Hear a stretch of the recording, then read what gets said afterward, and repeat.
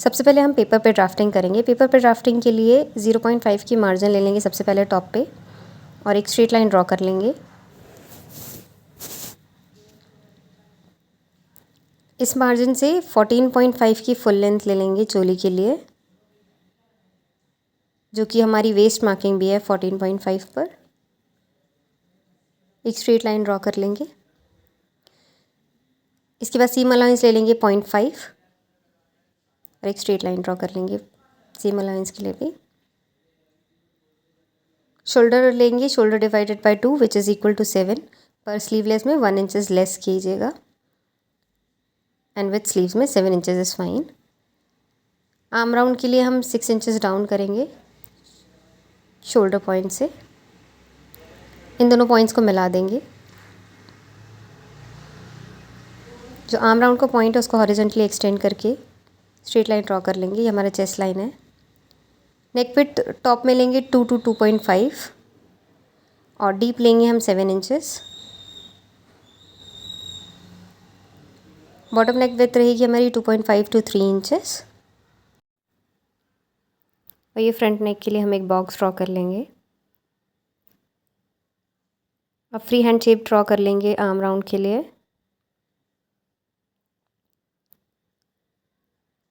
नेक side से waste line पर 4 inches की एक मार्किंग लेंगे और शोल्डर को हाफ करेंगे और यहाँ एक मार्किंग लेंगे। इधर से 10.5 इंचेस डाउन लेंगे। ये हमारा बस्ट पॉइंट है बिल्कुल स्ट्रेट।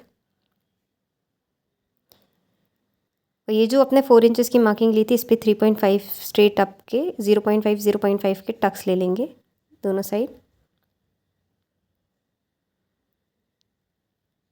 आर्म के बिल्कुल आर्म राउंड से सेंटर से बिल्कुल एक मार्किंग लेंगे स्ट्रेट बस्ट पॉइंट के लिए। 1.5 इंचेस छोड़ देंगे। 0.3 दोनों साइड लेके टक शेप ड्रॉ कर लेंगे। 0.5 शोल्डर डाउन कर देंगे इधर से। अब सिंस मुझे स्लीवलेस की स्ट्रैप सिर्फ 2.5 और 2 इंचेस के बीच में चाहिए, इसलिए मैं 2.5 लूँगी और इसको मिला दूँगी मैं आर्म राउंड से फ्री हैंड शेप में। अब हम चेस्ट लेंगे। Chest divided by 4 8.5, waist divided by 4 7.5। Waist में हमने 1 इंच का टक्स लिया था यहाँ पे 0.5 तो यहाँ पे 1 इंच एक्स्ट्रा मार्जिन। अब हम वेस्ट और चेस्ट लाइन पे 1.5 की लूजिंग ऐड करेंगे। इसके आगे 1.5 की इलास्टिक मार्जिन लेंगे बिकॉज हम साइड में इलास्टिक फिटिंग देंगे इसमें। इन सभी पॉइंट्स को ज्वाइन कर लेंगे और सभी मार्किंग्स लिख लिया है मैंने।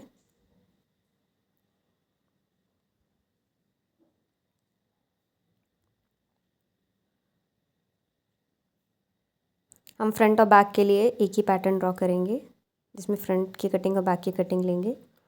बैक की नेक डीप लेंगे हम 10 इंचेस और विड्थ वही 2.3 to 3 इंचेस ले सकते हैं। फ्री हैंड राउंड शेप ये है बैक नेक के लिए और ये फ्रंट नेक के लिए है। राउंड शेप ड्रॉ कर लिया है। हम इन सभी मार्किंग आउटर मार्किंग्स पर कटिंग कर लेंगे। नेक शेप कट नहीं करना है और शोल्डर स्लीव्स भी बाहर से कट करिएगा ताकि ये पैटर्न सिक्योर रहेगा। ये मैंने लाइनिंग बिछा ली है 4 लेयर्स में और पूरी ट्रेसिंग ले लूँगी मैं as it is main fabric पे सभी टक्स पॉइंट्स मार्जिन फिटिंग्स के लिए। शोल्डर पॉइंट जो मुझे स्ट्रैपलेस स्लीव्स चाहिए उसके लिए मैंने मार्किंग ले लिया है। फ्रंट और बैक नेक भी ट्रेस कर लिया मैंने। पॉइंटेड निब लेके मैं ये पीछे मार्किंग्स ले लूँगी कि मुझे टक्स कहाँ तक चाहिए है। अब इस तरीके से सारे पॉइंट्स को वापस ट्रेस हो जाएंगे मेन फैब्रिक पे यानी कि हमारी लाइनिंग पे। नेक की कटिंग नहीं करेंगे, बाकी सभी आउटर लाइंस कट कर लेंगे। शोल्डर भी हम स्ट्रैप वाला कट करेंगे जो कि 2 इंचेस की है। फ्रंट है ये और बैक है, दोनों को अलग कर लेंगे। बैक में आर्म राउंड टक्स नहीं आएगा, बाकी सब एज इट इज़। बैक में मेरे को सिंपल राउंड शेप चाहिए है। फ्रंट के लिए 1.5 अप लेके 0.5 बाहर लेके इस तरीके का फ्री हैंड शेप ड्रॉ कर लेंगे और मेन फैब्रिक पे भी एज इट इज़ कट कर लेंगे।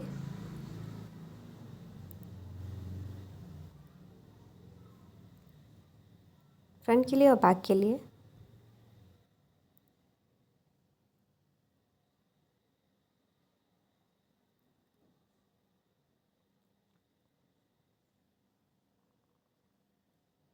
अब सबसे पहले नेक और शोल्डर जॉइन कर लेंगे लाइनिंग और मेन फैब्रिक को रखते हुए। राइट साइड ऑफ फैब्रिक रखिएगा, फिर इसके बाद पलट देंगे फैब्रिक को। शोल्डर्स जॉइन नहीं करना है, ये मैंने इस तरीके से जॉइन कर लिया है। अब नेक शेप कट कर लेंगे स्टिचिंग के बाद। फ्रंट और बैक दोनों। अब छोटे नॉचेस कट करने के बाद फैब्रिक को पलट देंगे, दोनों का right side facing each other रखते हुए शोल्डर जॉइन कर लेंगे। आप सिंपली भी शोल्डर जॉइन कर सकते हैं एज इट इज़ जैसे है, या फिर किसी भी एक लाइनिंग के अंदर से दूसरी लाइनिंग का शोल्डर बाहर निकालते हुए इस तरीके से स्टिच कर सकते हैं। पेन से सिक्योर कर लीजिएगा। एक और बार देखिए कैसे हुआ है ये शोल्डर फ्लिप। फ्रंट की लाइनिंग में से मैंने बैक के शोल्डर को निकाला है और लेयर्स हैं लाइनिंग के ऊपर लाइनिंग, मेन फैब्रिक के साथ मेन फैब्रिक। इस तरीके से हाथ से फैला लेंगे और पिन से सिक्योर कर लेंगे और स्टिचिंग ले लिया मैंने ये शोल्डर कंप्लीट। बस इस तरीके से वापस खोल देंगे। तो इस तरीके से कुछ परफेक्ट फिनिशिंग के साथ ये शोल्डर जॉइंट हुए हैं। अब हम सारे टक्स जॉइन कर लेंगे, जो भी हमने मार्किंग ली थी टक्स की, 4 फ्रंट की और 2 बैक के। पहले साइड फिटिंग हम फ्रंट की लेंगे, बिल्कुल कॉर्नर स्टिच ले लेंगे और फिर वहीं इसको पलट तो एक और स्टिच ले लेंगे। सो ये इंटरलॉक भी हो गया साइड से। इलास्टिक मार्जिन के लिए हमने 1.5 इंच लिया था लूजिंग और प्लस 1.5 इंच लिया था हमने इलास्टिक मार्जिन। सो इस तरीके की हम लोगों को जो भी मार्जिन हमारी है इसको ऐसे फ्रंट पे ट्रेस कर लेंगे हम और स्ट्रेट लाइन ड्रॉ कर लेंगे।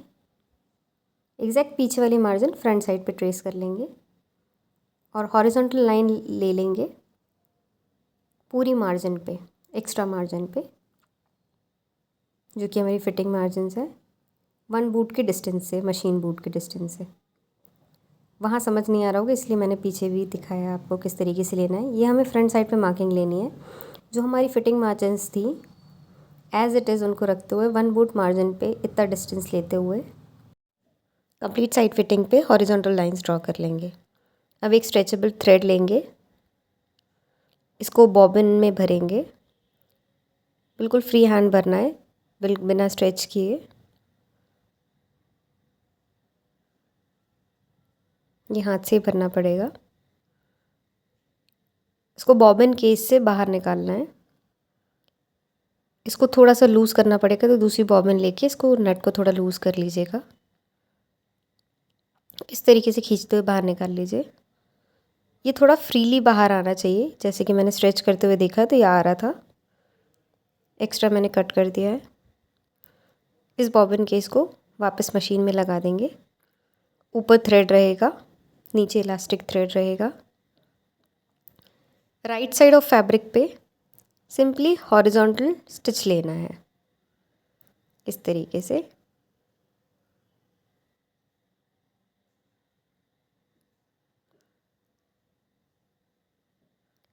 बिल्कुल स्ट्रेच करते हुए ले लीजिएगा ये स्टिच। इलास्टिक फिटिंग के लिए हमेशा डबल मार्जिन ली जाती है, बिकॉज़ इलास्टिक डालने के बाद वो हाफ बचता है। सो इस तरीके से हम पूरे में डाल लेंगे इलास्टिक। पार्ट 1 चोली का हमारा यहीं कंप्लीट होता है। ये है हमारा चोली का फाइनल लुक। आप चाहें तो चोली ही बना सकते हैं या तो नेक्स्ट पार्ट देख के इसकी अनारकली भी बना सकते हैं। Thanks for watching.